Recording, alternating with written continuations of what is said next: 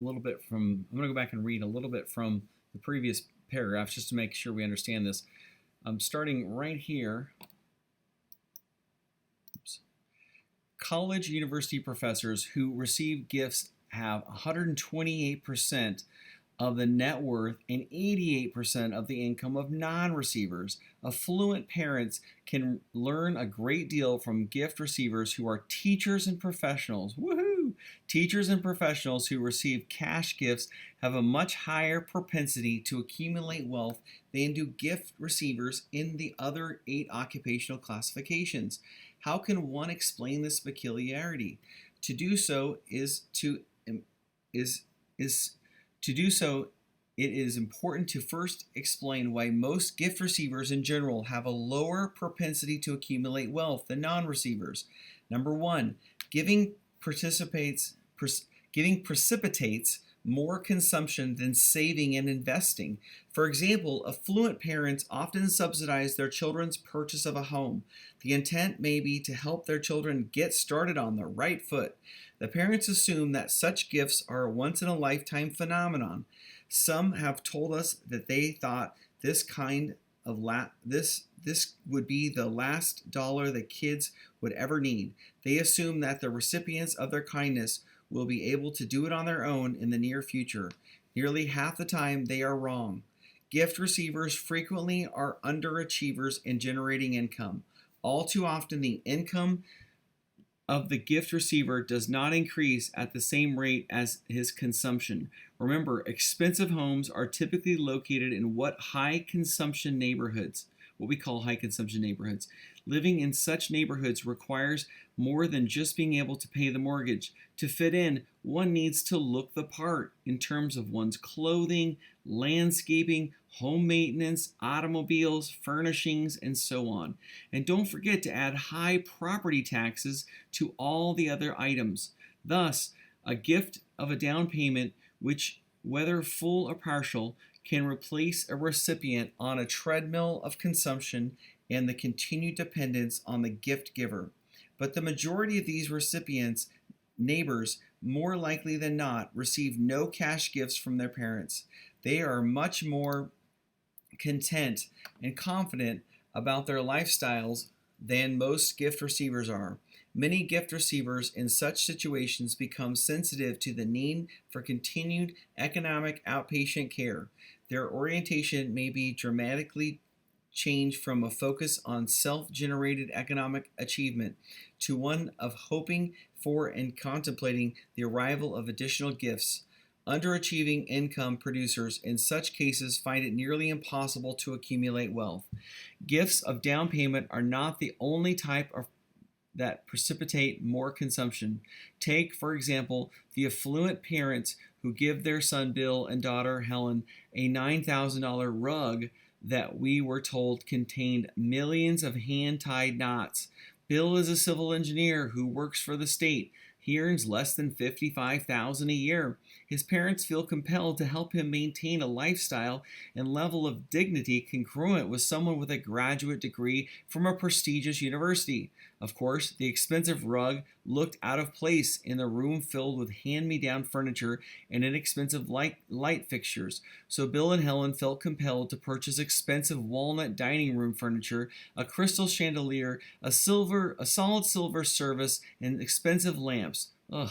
Thus, the gift of $9,000 rug precipitated the consumption of nearly that same amount for other affluent artifacts. Sometime later, Bill mentioned to his mother that the local public schools were not as good as they were when he was an elementary school student.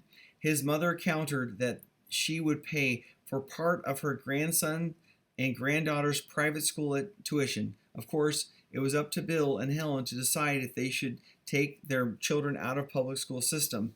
Mother paid 2/3 of the tuition, Bill and Helen the rest. Mother paid 2/3 of the tuition, Bill and Helen the rest. In this case, a gift of $12,000 ended up costing Bill and Helen $6,000 a year. Moreover, Bill and Helen did not contemplate the additional expense of sending their children to private school.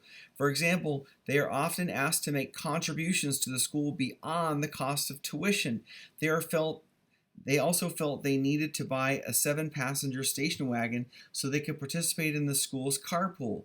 Books and related fees are also costly, and their children are now exposed to other children and parents who tend to have higher consumption lifestyles than were the case in the public school environment. In fact, their children are looking forward to traveling to Europe this summer. It's part of their education and a socialization process. Man, that sounds awesome. Gift receivers are significantly more likely than non gift receivers to send their children to private schools. Although there are more children of non gift receivers in private school overall, it is because the population of non gift receivers is much larger than its counterpart.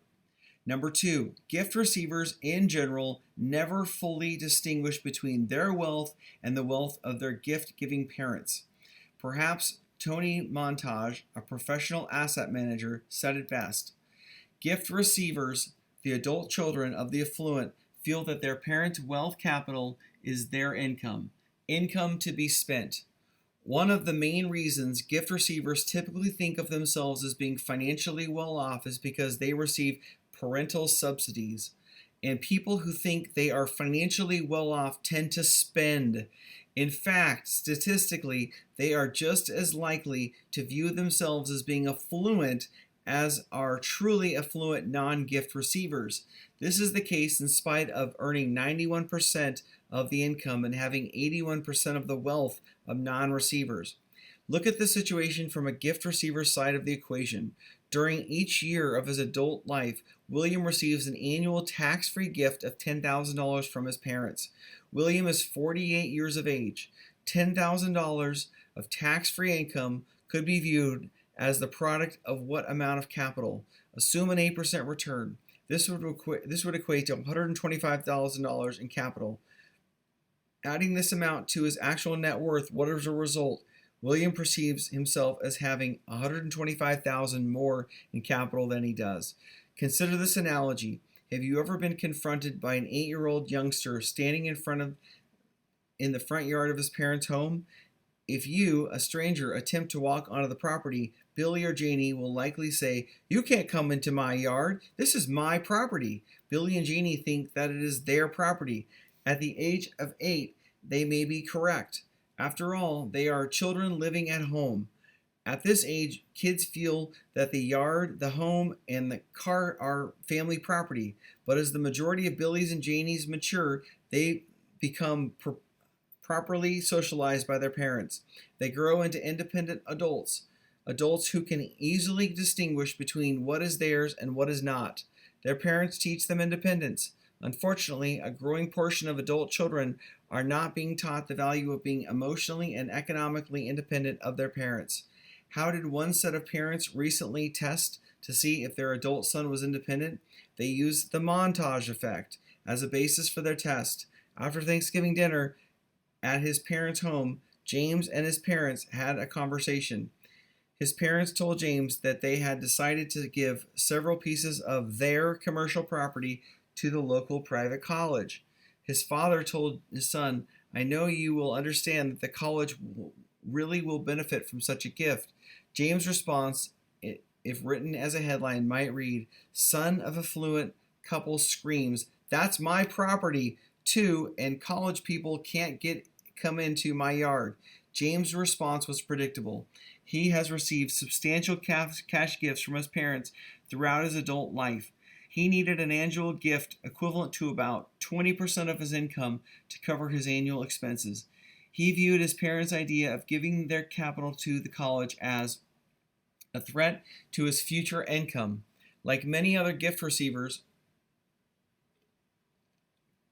James views himself as a self-made. In fact, about 2 of every 3 adult children who receive significant cash gifts periodically from their parents view themselves as members of the "I did it on my own" club. Oh my goodness. We are amazed when these people tell us in interviews, "We earned every dollar we have." Number 3, gift receivers are significantly more dependent on credit than are non-receivers. Those who receive periodic gifts of cash or its equivalent are euphoric about their economic well-being. Euphoria is of this type is related to their need to spend money, but much of this money is not in hand. It is tomorrow's economic outpatient care. So how do gift receivers respond to this dilemma? They use credit vehicles to smooth out their problems with cash flow. Why wait for the windfalls at the end of the rainbow? Adult children who receive cash gifts are more likely than adult children to live in anticipation of sizable inheritance eventually coming their way. Oh my goodness.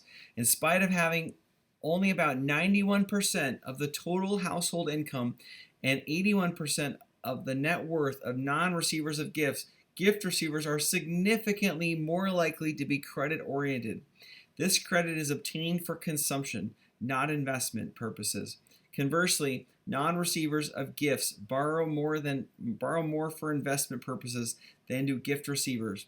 Otherwise, in nearly every conceivable type of credit product service category, gift receivers outpace nearly every conceivable type of credit product service category. Gift receivers outpace non-receivers. This applies both to the incidence of credit usage and to the actual dollars spent to pay the interest on outstanding balances. It applies to personal loans and to unpaid balances on credit card loans.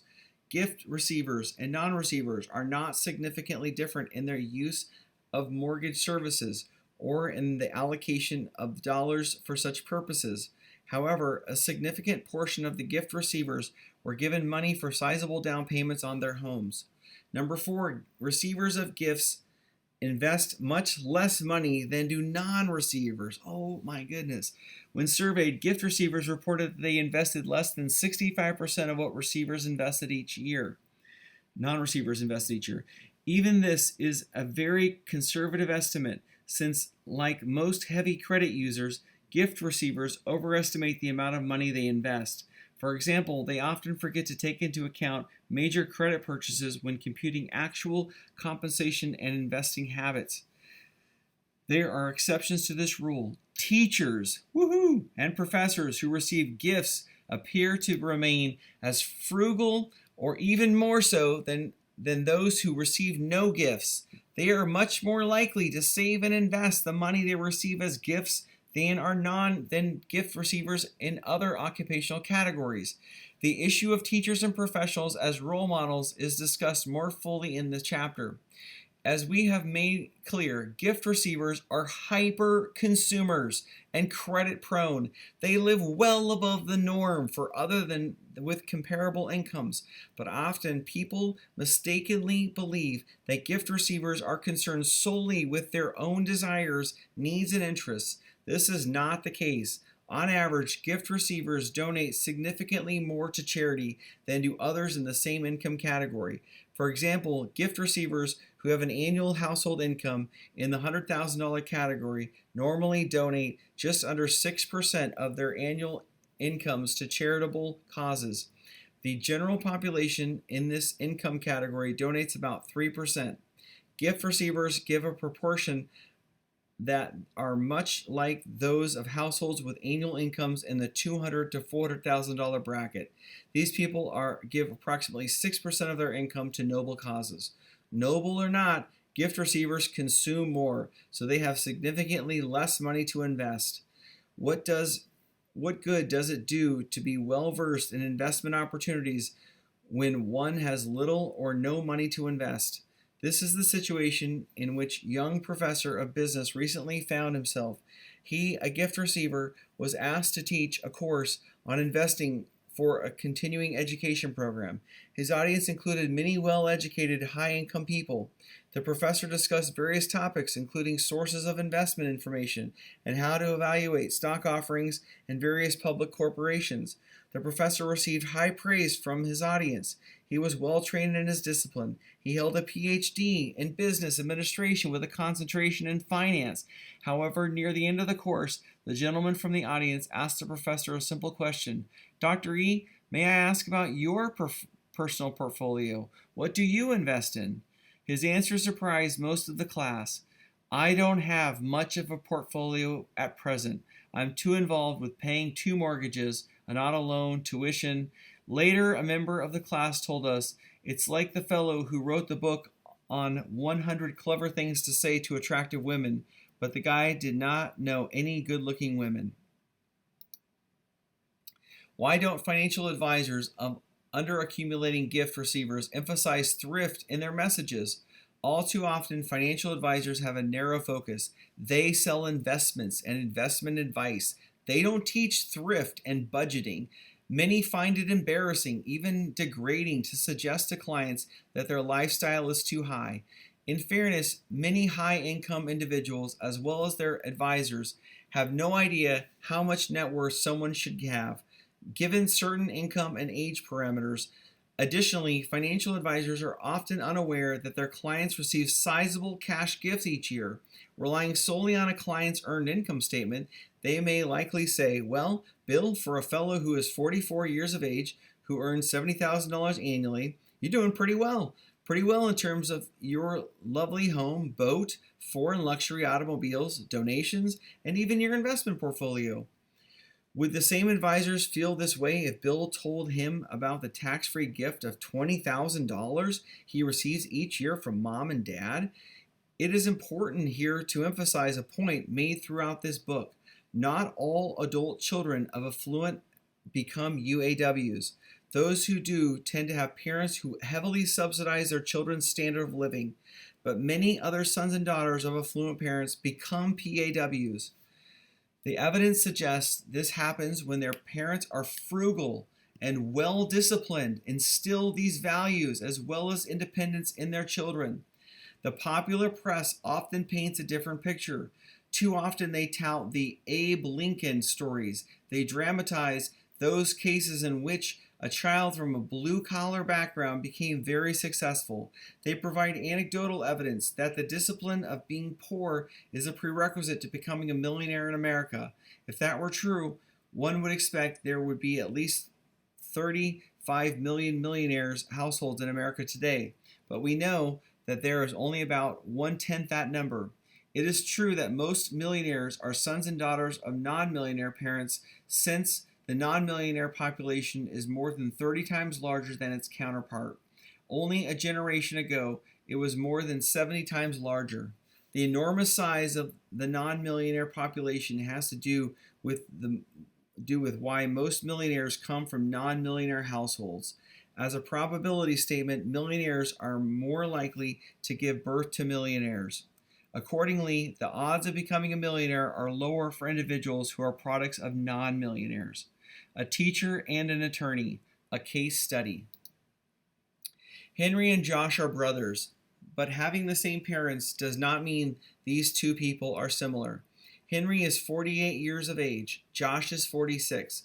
Henry is a high school math teacher. Josh is an attorney and a partner in a modest-sized law firm. The brothers are 2 of 6 children born to millionaires Burl and Susan, who accumulated their money by operating a successful contracting firm. The couple has always been generous with their children.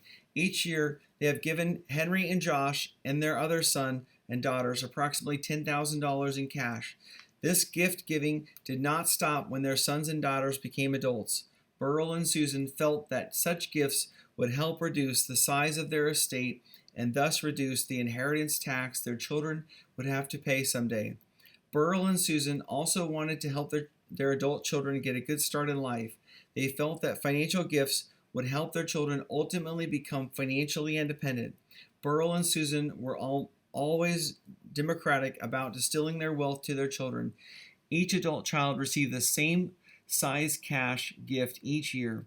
In addition, each child was given approximately the same amount of money to help purchase a first home.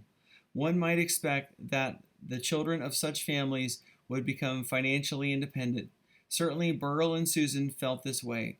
They always assumed that they themselves would have been even more successful if they had attended college and subsequently received cash gifts from their parents. But their parents on both sides were poor. Burl and Susan were successful because their parents gave them something other than money. Each was the product of a disciplined home life. Burl and Susan were not only well disciplined, they also taught themselves how to deal with adversity. And adversity made them what they are today, successful millionaires. Tough times in the contracting business drive out the weak and unproductive. Burl and Susan were never weak of heart and always ran a highly productive, low-cost operation. This applied to both their businesses and their household. Even today, this couple has never owned a luxury automobile. They have never been on skis, never traveled abroad, never nor have they ever joined a country club, but somehow they assumed that if their adult children could be exposed to the wisdom gained from college, travel abroad, and associating with higher status people in general, that they would outperform their parents economically. Burl and Susan were wrong in making such assumptions. The children of affluent parents don't automatically perform as well as their parents in terms of accumulating wealth. This is not to say that the Henrys and Joshes of America will never outpace their parents. Some do, but they are a minority among all of the children of the affluent. It's important to note that children of affluent parents have, in today's dollars, about 1 in 5 chance of accumulating wealth in 7 figures during their lifetime, while the average child in the country whose parents are non-millionaires has about a 1 in 30 chance. Wow, 1 in 5 versus 1 in 30. Holy cow. Are any of the children of Burl and Susan millionaires today? No, but one is more likely to become a member of the 7-figure net worth club soon. Will it be Henry or Josh or one of the other children?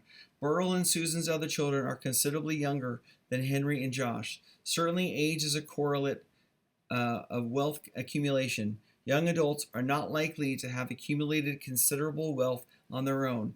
Also, the other 4 children have not been receiving economic outpatient care from their parents for the same length of time as their older brothers. Many observers might predict that Josh would more likely accumulate a 7-figure level of net worth before his brother. It is certainly understandable that they would feel this way. Attorneys typically generate significantly higher incomes than high school teachers. Boo. Once again, income is highly correlated with wealth accumulation. Last year, Henry's total household income, not including the gift of cash from Burl and Susan, was $71,000. Josh's was $123,000. One would assume just from these figures that Josh would be much more likely to accumulate wealth. After all, his income is nearly twice that of his brothers. But observers who make such predictions overlook the fundamental rule regarding wealth building.